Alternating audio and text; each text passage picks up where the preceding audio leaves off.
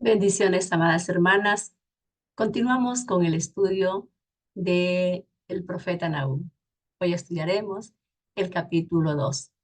Así que les invito a cada una de ustedes a abrir sus Biblias y vamos a darle lectura. Es un capítulo bien corto, pero tengo la confianza en el Señor que, así como me ha hablado a mí, también va a hablarle a cada una de ustedes. Y este capítulo empieza con destrucción de Nínive. Dice así el versículo 1. Subió destruidor contra ti, guarda la fortaleza, vigila el camino, cíñete los lomos, refuerza mucho tu poder, porque el Señor restaurará la gloria de Jacob como la gloria de Israel, porque saqueadores lo saquearon y estropearon sus mugrones. El escudo de sus valientes estará enrojecido, los varones de su ejército vestidos de grana, el carro como fuego de antorchas. El día que se prepare, temblarán las calles. Los carros se precipitarán a la plaza, con estruendo rodarán por las calles. Aspecto será como antorchas encendidas, correrán como relámpagos. Se acordará él de sus valientes, se atropellarán en su marcha, se apresurarán a su muro y la defensa se preparará. Las puertas de los ríos se abrirán y el palacio será destruido. Y la reina será cautiva, mandarán que suba, y sus criadas llevarán gimiendo como palomas golpeándose su pecho. Fue Nínive, de tiempo antiguo como estanque de aguas, pero ellos huyen, dicen, deteneos, deteneos, pero ninguno mira.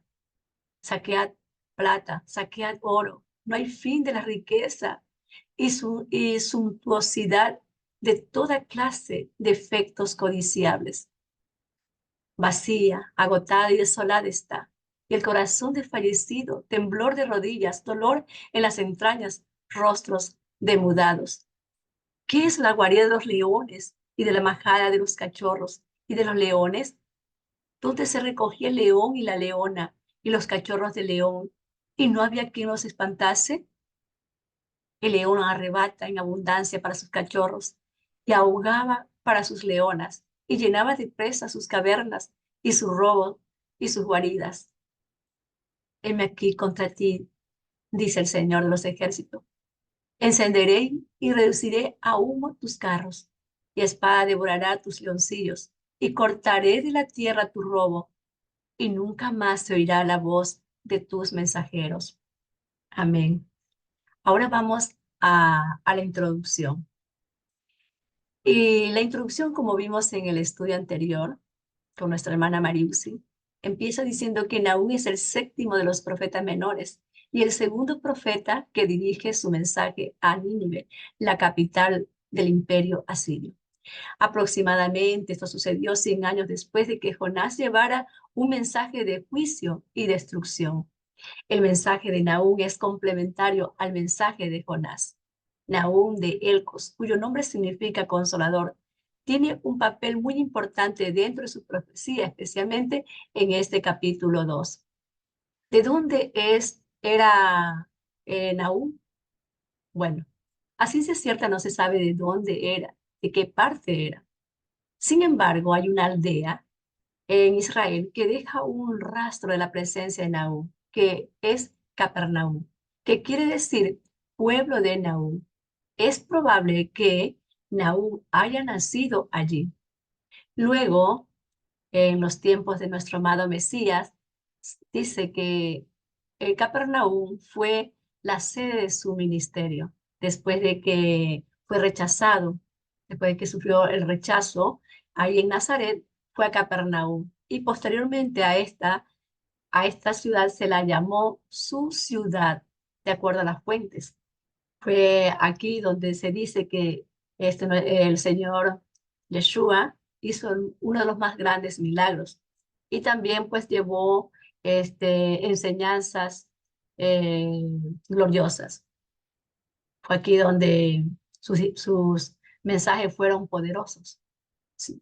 Y según las historias, dice que aquí, en esta ciudad de Capernaum, estuvo por un transcurso de 2 años.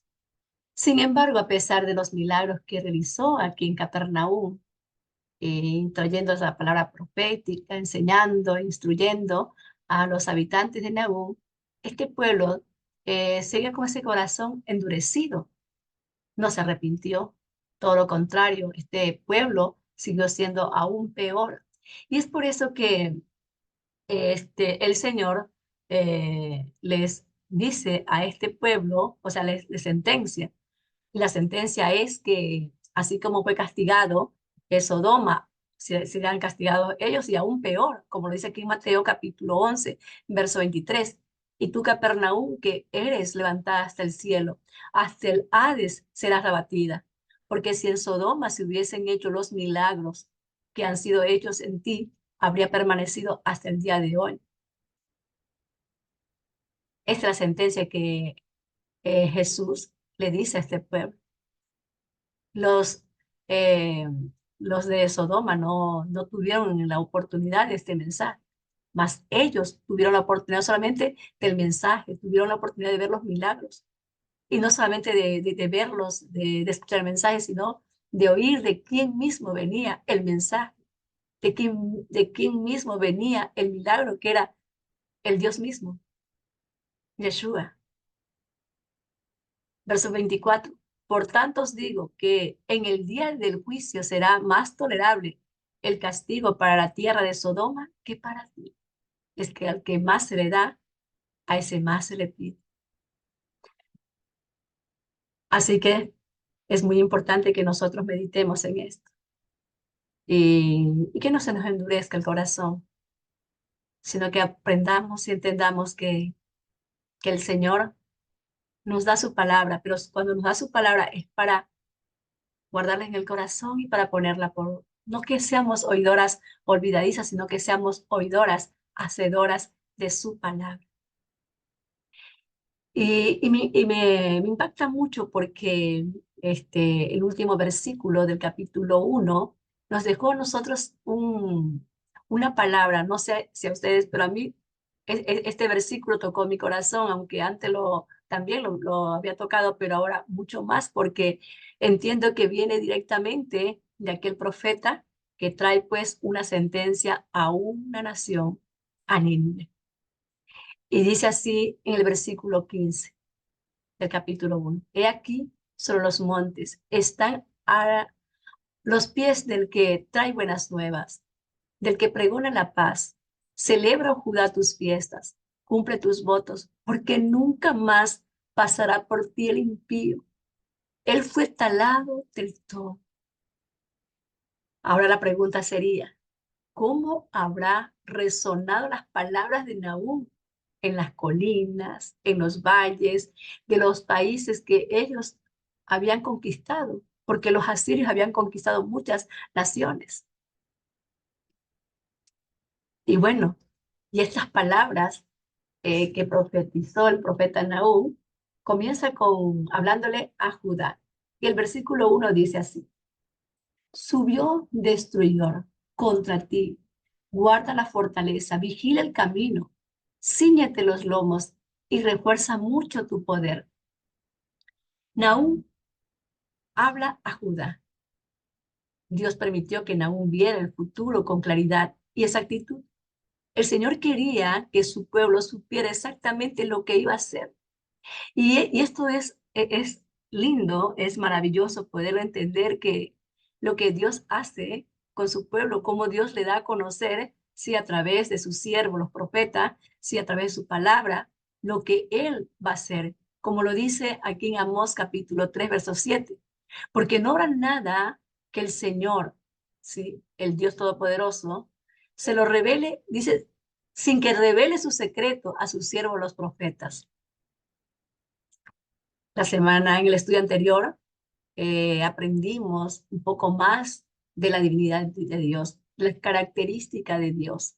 Vimos que Dios era un Dios bueno, como siempre lo conocemos, misericordioso, un Dios de milagros, un Dios de promesas, pero también vimos que era un Dios que castiga el pecado, que le da iras, que se enoja y que castiga, como todo buen padre, ¿sí? Pero esta característica añade más a aquella. Dios nunca hace las cosas así a escondida. Siempre se lo revela a su pueblo, a los suyos, como dice Amós, porque no hará nada el Señor, el Dios de Israel, sin que revele su secreto a sus siervos, los profetas. También Dios lo hizo recordando un poco más con Abraham, cuando iba a destruir, ¿se acuerdan? A Sodoma y, perdón, sí, a Sodoma y Gomorra. Dijo el Señor, le incluiré yo a Abraham, mi siervo, lo que voy a hacer. Él fue a buscar a Abraham y le dijo lo que iba a hacer.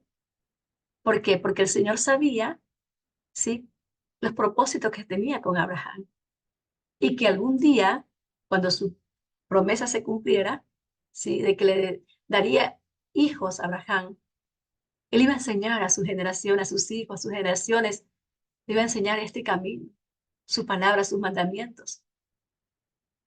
Al igual que nosotras, el Señor conoce que tu amada hermana le vas a enseñar a tus hijos esta palabra. Por eso te lo revela a ti también. Por eso nos enseña su palabra. Por eso es que estamos estudiando aquí.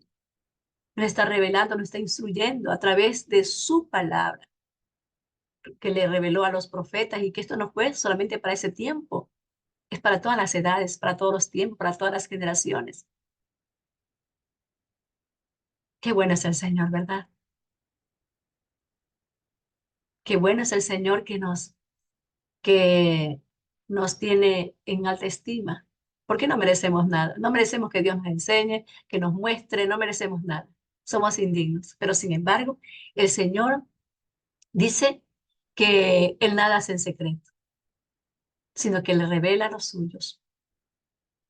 Nahum relacionó la destrucción de Nínive como la salvación y la restauración del pueblo de Dios. Asiria merecería la venganza de Dios y era importante que el pueblo de Judá viera eso claramente. Sin embargo, era aún más importante que Judá enfocara su atención en la liberación que el Señor le iba a dar. Él había llevado a los asirios, ¿sí?, como instrumento de la vara de su ira contra Israel y contra Judá para castigarlos. ¿Por qué? Porque ellos habían sido infieles. Y como consecuencia del castigo, fue muy devastador para tanto Israel como para Judá.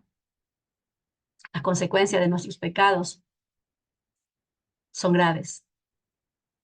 Y como vemos, el Señor pues usó, en este caso, usó a los asirios para castigar a Judá. Pero ahora los asirios, Nínive, sería castigado ¿por quién?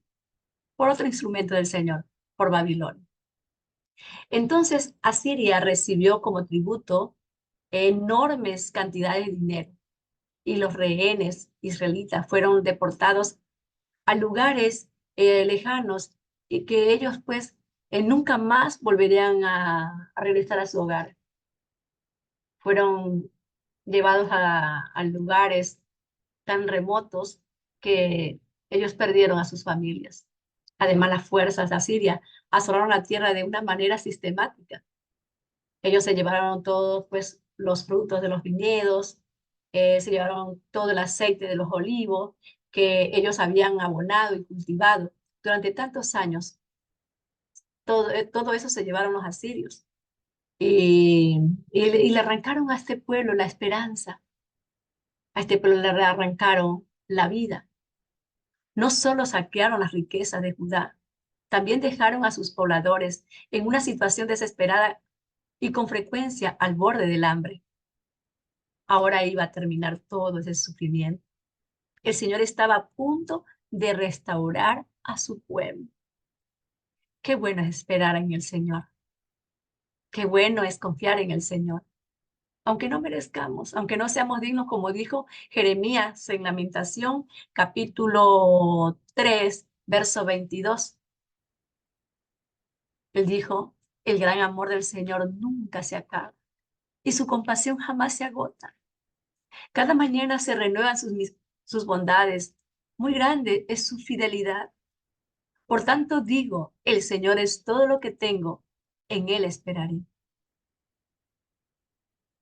El amor del Señor nunca, nunca se va a acabar. Aunque nosotros le seamos infieles, aunque nosotras eh, sigamos cometiendo errores, la compasión del Señor jamás se agota. Decía Jeremías, cada mañana se renuevan sus bondades. Es que es muy grande su fidelidad. Y esta es nuestra esperanza. Amadas hermanas, todas, todas decirlo juntas. El Señor es todo lo que tengo. En Él esperaré. Esperaremos en Él. Espera en Él, amada hermana. No sé cuál será tu proceso en esta hora. Cuáles serán tus problemas. Cuáles serán tus aflicciones en estos momentos. Pero espera en el Señor. Porque Él es el único que te puede ayudar. Y es todo lo que tenemos. Verso 2. Porque el Señor restaurará la gloria de Jacob como la gloria de Israel, porque saqueadores lo saquearon y estropearon sus mugrones. Es decir, ha llegado el momento de la restauración, porque el Señor restaurará la gloria de Jacob como la gloria de Israel. Llegó tu momento, Judá, de restauración. Es decir, lo que Jonás no vio, la destrucción de Nínive. ¿Por qué? Porque el pueblo se arrepintió. Cuando el pueblo escuchó el mensaje de Jonás, en 40 días Nínive será destruida, todos creyeron a la palabra de Jonás. Creyeron que esa palabra que profetizaba Jonás venía directamente de Dios. Ellos temieron al Dios de Abraham, de Isaac y Jacob. Y dice que todos se arrepintieron en ayuno y silicio. Ellos se arrepintieron desde el más pequeño al más grande, el rey.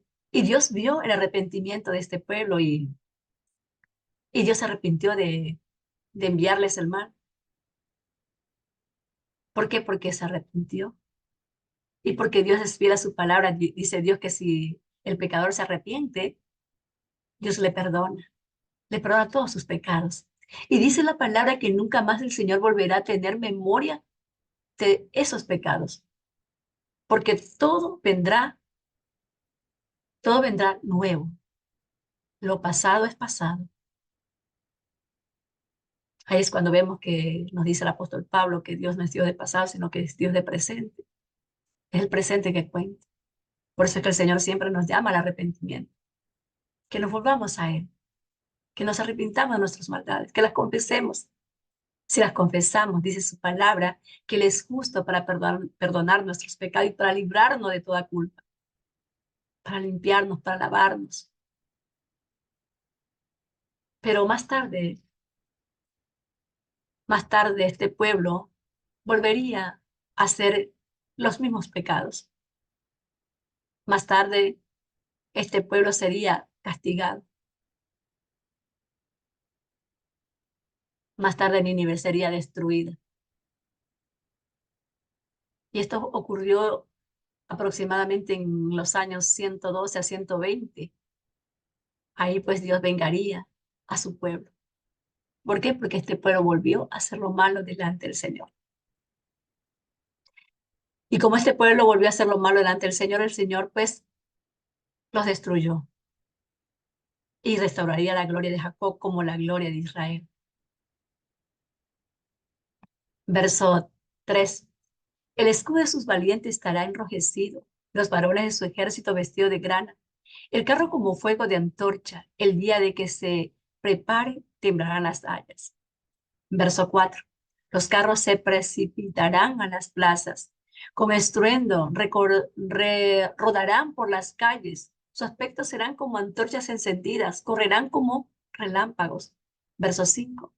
Se acordará de él sus valientes, se atropellarán en su marcha, se apresurarán a su muro y la defensa se preparará. Otra cosa que le llama la atención a Nahum en la visión que el Señor le da es la velocidad con que se acerca el ejército enemigo. Ve carros que pasan disparados por los caminos que van y vienen de Nínive. Estos carros servían como la vanguardia del ejército agresor. Los carros también constituían la primera ola de ataque por las calles e intercesión de los pueblos y los suburbios que había fuera de los muros de la ciudad. Y Nahum ve que se mueven con tanta velocidad que parecen destellos de relámpago, como dice. Dice aquí, su aspecto eran como antorchas encendidas, correrán como relámpagos. Eso es lo que estaba viendo el profeta, que eran como destellos, así como los faros de automóviles. No sé si ustedes han visto los faros de automóviles, se han dado cuenta, ¿sí? Que cuando pasan de noche por una carretera, hace que los faros parezcan como rayos. Se extiende la luz. También el movimiento rápido de los carros también hace que las luces se vean como un poco borrosas y que se mueven. Entonces, así parecían, fue la visión que vio el profeta Nahum. Sí, por eso es que dice que eran como antorchas encendidas, que corrían como relámpagos. Tremendo, ¿verdad? Nahum presenta la caída de Nínive como un ejemplo para la humanidad, porque si realmente, sí, el Señor le habló aquí a través del profeta Nahum a este pueblo, sí, también nos está hablando a todos nosotros, porque este pueblo había una sentencia, ¿sí? Para ellos. ¿Por qué? Porque no se arrepintieron de su pecado. Y también el Señor lo hace con cada una de nosotras, porque si nosotras no nos arrepentimos de nuestras maldades, nos va a suceder lo que le pasó al pueblo de Nínive. Eh, en Romanos capítulo 2, verso 5, el apóstol Pablo dice, mas por causa de tu terquedad y de tu corazón no arrepentido, estás acumulando ira para ti en el día de la ira y de la revelación del justo juicio de Dios, el cual pagará a cada uno conforme a sus obras. Es decir, si nosotros escuchando esta palabra, escuchando este testimonio, oyendo lo que Dios hizo con este pueblo de Nínive, si nosotros no nos arrepentimos de verdad, si no nos volvemos de verdad al buen camino, si no dejamos de hacer la buena obra, entonces estaremos acumulando ira para el día de la ira. Si endurecemos nuestro corazón y seguimos viviendo en terquedad, en odio, en resentimiento, en iras, en contiendas, en pleitos,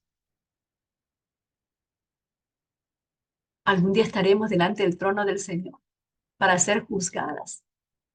Y dice el apóstol Pablo que cada uno pagaremos conforme a nuestras obras. Porque si el justo deja de ser justo, dice, dice la palabra del Señor, que también todas las obras buenas que hizo se le serán borradas. No vendrán a la memoria, no habrá recuerdo de las buenas obras. El Señor no se acordará. De la misma forma como el pecador, cuando el pecador se arrepiente de todo corazón y se vuelve al Señor, el Señor promete que su pecado no será más recordado. ¿Por qué? Porque se arrepintió. Pero si el justo, después de hacer las buenas obras, se comete pecados, se vuelve al mal, también las buenas obras le serán olvidadas. Y cada uno dice, pagará conforme a sus obras presentes.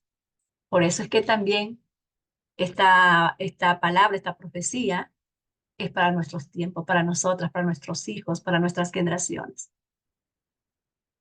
Dios, y es algo que me encanta a mí, es algo que me fortalece, ¿sí? Es que Dios no permitirá que los malvados conspiren contra los justos. Porque muchas veces estamos en el camino del Señor y estamos siendo perseguidas, estamos siendo atribuladas, muchas veces por nuestra fe, muchas veces porque queremos hacer lo que el Señor manda en su palabra y somos, pues, somos atribuladas por ello. Pero el Salmo 34:7, que es muy lindo, dice que el ángel del Señor acampa alrededor de los que le temen y los rescata. Esa es nuestra esperanza, de que el Señor siempre obrará a favor nuestro, en todo tiempo y en toda hora. El Señor siempre es como conoce nuestro corazón, el Señor siempre obrará a favor nuestro. Dice aquí en el verso, el Salmo que leímos, el 107, dice, socorro al Señor, clamaron en medio de su dificultad y Él los rescató de su aflicción. Clamamos a Él y Él pues nos defiende. ¿Por qué? Porque Él acampa alrededor de aquellos que le aman, aquellos que le temen, aquellos que quieren guardar su palabra, que anhelan y desean ponerla por obra. El Señor dice que Él nos rescata de todo lo malo, ¿sí? Y por eso que aquí está hablando, pues, de la esperanza para Judá. Vamos, continuamos con el verso 6. Dice, la puerta de las ciudades se han abierto y el real palacio ha caído. Nínive estaba rodeada de muchos ríos y estanques de agua, y uno de esos ríos era el río Tigris. Y bueno, y aquí yo traje un mapa, ¿sí? Para podernos ubicar mejor dónde estaba ese río Tigris. Aquí podemos ver Nínive, y aquí está el río Tigris, ¿sí? Y pasaba, no solamente este río, sino que pasaban muchos ríos por aquí, ¿sí? El historiador griego Diodorus Círculos dice que en su momento el nivel del río empezó a subir y hubo tanta agua, ¿sí? Tantas aguas que se empezaron a romper, o sea, empezaron a abrir los estanques.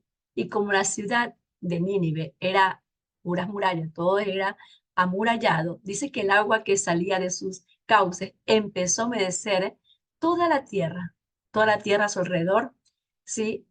Donde estaban las murallas, las cuales, dice aquí, según el historiador, dice que se resquebrajaron y empezaron a caer todos los muros. Y como el rey de Nínive conocía la profecía, ¿sí? Agarró a todas sus esposas, concubinas y tesoros y se suicidó. Esto sí que tuvo que haber sido terrible para estas mujeres, ¿no? Que de repente pues su esposo las tomara y se las llevara y así como él se quitaba la vida, pues le quitara la vida a ellas. Tal vez muchas de ellas no querían morir, pero tuvieron que morir junto a su marido que por el temor, el miedo a que vinieran pues los enemigos que era Babilonia, se lo llevaran cautivo junto con su esposo. Entonces él prefirió mejor suicidarse junto con ellas y todo el oro acumulado con él. Entonces, cuando llegó Navalpasar, que es el papá de Nabucodonosor, logró entrar sin muchos problemas en la ciudad de Nínive y se cumplió totalmente la profecía de Nahum. Continuamos leyendo, verso 7. Y el fundamento descubiertos en ella subía y sus siervas eran llevadas así como palomas gimiendo en sus corazones. Nínive como piscina de aguas, sus aguas y ellos huyendo no se detuvieron y no había quien mirara.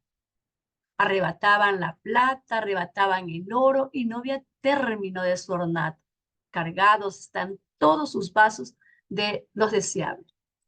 Según algunos comentaristas como la Septuaginta, mencionan que la cantidad de metales preciosos almacenados de Nínive eran inagotables. Sus jarrones y muebles preciosos eran infinitos. Sus armas eran fabricadas de cobre. Todo fue llevado a Babilonia. Y Babilonia, que ya era una potencia mundial, se volvió pues aún más rico. Y lo podemos corroborar en la estatua que el rey Nabucodonosor hizo. Y esto lo vemos en Daniel capítulo 3, que dice que la estatua de oro que Nabucodonosor hizo era de 60 codos su altura y 6 codos era su anchura. la levantó en el campo de Dura, en la provincia de Babilonia. Es decir, esta estatua, que era gigante, que tenía 60 codos, ¿sí? De alto, 60 codos, inmensa, altísimo, ¿sí? Y 6 codos de ancho, era todo puro oro. Aquí podemos ver nosotros la riqueza de los babilonios, que acumulaban de las naciones que tomaban cautivas. El imperio de Babilonia llegó a ser el imperio más rico de todos los imperios. Pero también dice Nahum que la riqueza de Nínive también era incontables. Sí. Verso 10. Vacía, agotada y desolada está. Y el corazón de fallecido, temblor de rodillas, dolor en las entrañas, rostro de mudados. Como lo vimos en los estudios de Jonás, los asirios eran los guerreros más sanguinarios de la historia. Y hay una similitud entre los asirios y los alemanes nazis de la Segunda Guerra Mundial. Y de verdad que esto sí que es terrible porque me puse a investigar ahí y según veía pues ahí en las fuentes, sí que los nazis hicieron pantalla de lámparas con la piel de los judíos. El pueblo de Dios, los judíos, siempre han sido perseguidos y atormentados, torturados hasta el día de hoy. Verso 11. ¿Qué es de la guarida de los leones y de la majada de los cachorros de los leones, donde se recogía el león y la leona y los cachorros del león, y no había quien los espantase? Bueno, todos los símbolos de Asiria eran leones, ¿sí? Tenían monumentos de leones por todo lugar. El león era uno de los emblemas nacionales del imperio asirio, y ellos aplastaron y despojaron otras naciones de la misma manera que lo hacían los leones con sus presas. Los reyes asirios tenían la creencia que si cazaban leones y los mataban, el espíritu del animal se uniría al suyo. Y algunos monarcas asirios orgullosos hablaban simbólicamente de ellos mismos como si fueran leones. Y, y Nahum irónicamente usa a león para representar a Nínive, una descripción apropiada para un poder militar conocido por conducirse con seguridad en sí mismo, por su ferocidad y por la impiedad, porque ellos eran muy perversos, sanguinarios, ellos eran muy malos. Y Nahum en tono burlesco les pregunta, como vemos aquí en el verso 11, ¿qué es de la guarida de los leones? ¿Y de la majada de los cachorros de los leones? ¿Qué es? ¿Dónde están? ¿Dónde están? Como que le decía irónicamente, ¿dónde están sus carros? ¿Dónde están sus caballos? ¿Dónde están sus ejércitos? ¿Dónde están sus dioses? Que vengan a salvarlos. Y esto me lleva a recordar lo que hizo el profeta Elías cuando confrontó al pueblo de Israel, cuando Acab era su rey. Y les dijo, bueno, hoy día ustedes van a ver quién realmente es Dios. ¿Por qué? Porque el pueblo de Israel adoraba tanto a Baal como al Dios de Israel. Adoraba al uno, adoraba al otro, adoraba más dioses. Entonces dijo el profeta Elías, hoy día vamos a ver quién es realmente Dios. Si Baal es Dios, que Baal responda al sacrificio. Y si mi Dios, el Dios de Israel, es Dios, que responda. El Dios que responda, ese, a él seguiréis. Y el pueblo dijo, está bien, el Dios que responda, a él seguiremos. Y bueno, dijo Elías que trajeran 2 bueyes, uno para Baal y otro para el Dios de Israel. Y le dijo, vengan todos sus sacerdotes, que vengan y preparen su holocausto. Tomaron el toro, le dio, pongan leña debajo o sea, hagan un altar y ahí pongan leña y luego pongan ahí al buey ya despedazado, destrozado y luego clamen a su Dios. El Dios que responda por medio del fuego, ese sea Dios y a él seguiréis. Entonces dice que Elías le dijo a ustedes como son más, le dijo ahí a los profetas y sacerdotes de Baal, comiencen ustedes primero. Y dice que ellos ya prepararon su holocausto, pusieron el buey y comenzaron a gritar según sus costumbres. Y bueno, Llegó la tarde y nunca respondió. Entonces dice que ahí Elías, pues Elías se burlaba de ellos, le gritaba en alta voz, te decía, por ventura, dice, esté conversando, griten más fuerte. O a lo mejor se haya ido de viaje, o tal vez se haya quedado dormido, griten, despiértelo. Ellos gritaban más duro, dice que se cortaban y se hacían sangre y gritaban, y no solamente eran los 400 de sacerdotes de Baal, sino que también los 400 sacerdotes de la diosa Acera. O sea, eran un poco, no, de gente, y gritaban, y nunca respondió. Entonces llegó la hora de presentar el sacrificio. Elías, Elías tomó piedras, 12 piedras que representan a las 12 tribus de Israel, tomó leña y formó el altar, o sea, puso debajo del altar que formaban las piedras, y luego la leña encima, y luego hizo una zanja alrededor. Y dijo, traigan agua, una y otra hasta que la zanja rebosó de agua. Puso ahí el holocausto, o sea, el, el animal destrozado, y luego pues él comenzó a orar y le dijo a Dios que respondiera y consumiera el holocausto. Y dice que descendió fuego del cielo y consumió todo el holocausto. Dice que el agua la lamió, las piedras se la lamió y todo se dio. Y eso fue glorioso. Y Elías al igual, Nahum, perdón, al igual que Elías, afirma que todo honor y toda alabanza le pertenecen solo al Señor, que Él gobierna los asuntos de todas las naciones, incluyendo las poderosas naciones que desafían el poder y la soberanía de Dios. ¿Por qué? Porque el único Dios que responde, el único Dios que oye, el único Dios que ve, es el Dios que hizo los cielos, la tierra y el mar. Como lo dijo también David en su oración. Y esto lo vemos en Primera de Crónicas, capítulo 29, verso 11. Tuyo son, Señor, la grandeza y el poder, la gloria, la victoria y la majestad. Tuyo es todo cuanto hay en el cielo y en la tierra. Tuyo también es el reino y tú estás por encima de todo. De ti proceden la riqueza y el honor. Tú lo gobiernas todo. En tus manos están la fuerza y el poder. Eres tú quien engrandece y fortalece a todos. Por eso, Dios nuestro, te damos gracias. A tu glorioso nombre tributamos alabanza. Solo Dios es digno de recibir toda la gloria.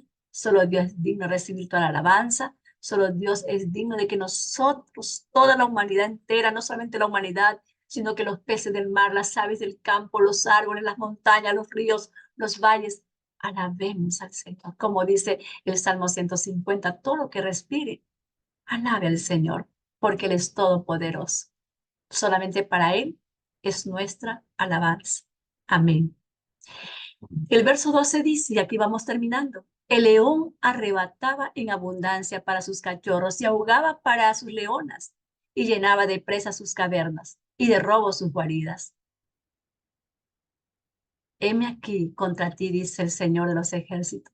Encenderé y reduciré a humo tus carros, y espada devorará tus leoncillos, y cortaré de la tierra tus robos, y nunca más se oirá la voz de tus mensajeros. Aunque Nínive había recibido la misericordia de Dios en los días de Jonás, ahora la misericordia de Dios había terminado para los asirios. ¿Por qué había terminado? Porque ellos continuaron practicando el pecado. Ahora era el momento del juicio. Era el momento de que ellos fueran los receptores de la ira de Dios y Judá consolado, Judá restaurado. La justicia, la misericordia de Dios sería manifiesta. Él vengaría a su pueblo de los perversos. Por eso dice, cortaré de la tierra tu robo y nunca más se oirá la voz de tus mensajeros. Así que, amadas hermanas, no nos cansemos de hacer el bien, sino que sigamos haciendo el bien, sigamos en esta esperanza, porque esta esperanza, como está escrito, no avergüenza, El apóstol Pablo nos dice en Gálatas 6:9, no nos cansemos de hacer el bien, pues a su tiempo, si no nos cansamos, segaremos. Si no nos cansamos, vamos a ver la gloria de Dios. Así como se le fue profetizado al pueblo de Judá, ¿sí? Que iba a ver la gloria del Señor. Y en el capítulo 3 vamos a ver cómo eh, Nínive es destruida, que la profecía de Nahum se cumple. Así que vamos a las conclusiones. Nahum deja en claro que la caída de Nínive es por el pecado. Recordemos que si el pecador se arrepiente, el Señor dice que su pecado le será perdonado. Los ninivitas se arrepintieron, pero después volvieron a hacer lo malo delante de los ojos del Señor. Y por eso fue destruida Nínive, con todos sus habitantes. Un ejemplo para todos que nos deja aquí Nahum es que Dios está obrando en la historia. Y Dios no permitirá que las naciones idólatras, Dios no permitirá que los idólatras, que los violentos permanezcan para siempre. ¿Por qué? Porque Dios es fuego consumidor. Y dice su palabra que jamás tendrá por inocente el culpable. Y el alma que pecare, esa morirá. Y aunque no siempre vemos a Dios actuando, porque a veces no lo vemos. Y decimos muchas veces decimos, ay Señor, ¿por qué los malos prosperan? ¿Por qué Señor los malos, Señor, les sucede, o sea, todo bien para ellos? Y nosotros que te servimos, que te seguimos, nada, Señor, como el salmista. Pero no por mucho tiempo prosperan los malos. Porque como está escrito en el salmo incluso que leímos, que pronto ya ellos no estarán. Buscaremos para verlos y ya ellos no estarán. Ya no los veremos más porque habrán pasado. El juicio del Señor siempre llegará. Tal vez no sea en nuestro tiempo, sino en el tiempo del Señor. Pero mientras tanto nosotras seguimos clamando al Señor, orando al Señor, para que el Señor tenga misericordia de nosotros y misericordia de toda la humanidad. Y por último, Dios hace justicia por la muerte de los inocentes. Dios siempre, siempre va a tener en memoria al justo y no dejará impune jamás la injusticia.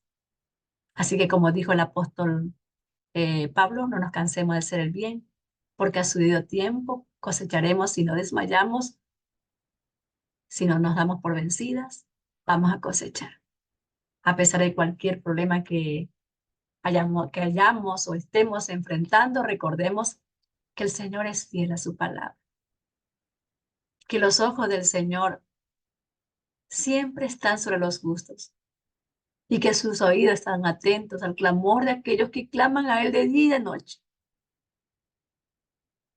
Y su salvación vendrá porque Él siempre, como dice su palabra, no dejará impune la injusticia, sino que su justicia llegará para los sufridos, para los que esperan en Él, van a obtener la victoria. Y los perversos, como Nínive, desaparecerán. Vamos a orar por esta palabra que el Señor nos ha dado en esta mañana, amadas hermanas, una palabra poderosa, un mensaje de esperanza para nosotras y también de exhortación. Padre, te damos gracias por tu palabra. Te damos las gracias en esta mañana por tu presencia. Te damos las gracias porque nos has reunido a este grupo de mujeres para juntas, Señor, buscar tu rostro, para juntas, Señor, escucharte, Señor, a través del profeta Nahum.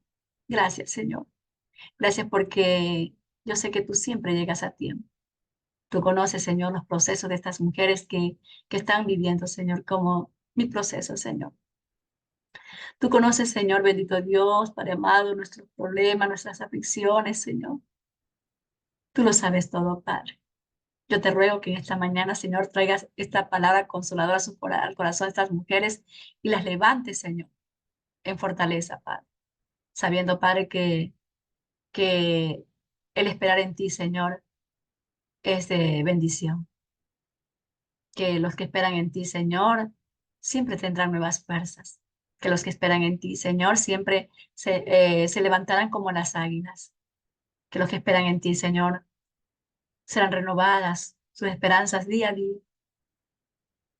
Y así como, Señor, consolaste, Señor, al pueblo de, de Judá, como el nombre de Nahum, que significa consolador, consolaste a este pueblo, Padre, mostrándole a través del profeta Nahum que tu justicia iba a brillar ahí en Nínive y que todos los pueblos y las naciones en el mundo entero, a través de los siglos, Señor, conocerían, Señor, tu justicia. Porque tú, Señor, eres un Dios que hace justicia y que el mal nunca, Señor, tú lo toleras. Tú perdonas al pecador y aún tienes paciencia con los pecadores, pero llega un momento en que tú dices hasta aquí. Por eso en esta mañana te pedimos que nos ayudes a permanecer en tu palabra, que nos ayudes, Señor, y nos animes a seguir adelante, Padre amado, en este caminar, Padre amado. Que no desmayemos, Señor. No nos abandones, Padre, sino que fortalécenos en la fe, renueva nuestras fuerzas, aumenta, Señor, nuestra esperanza cada día, Padre, y no solamente a nosotras, sino que a nuestros hijos, a nuestras generaciones. Cuida, Señor, de nuestras familias, Padre.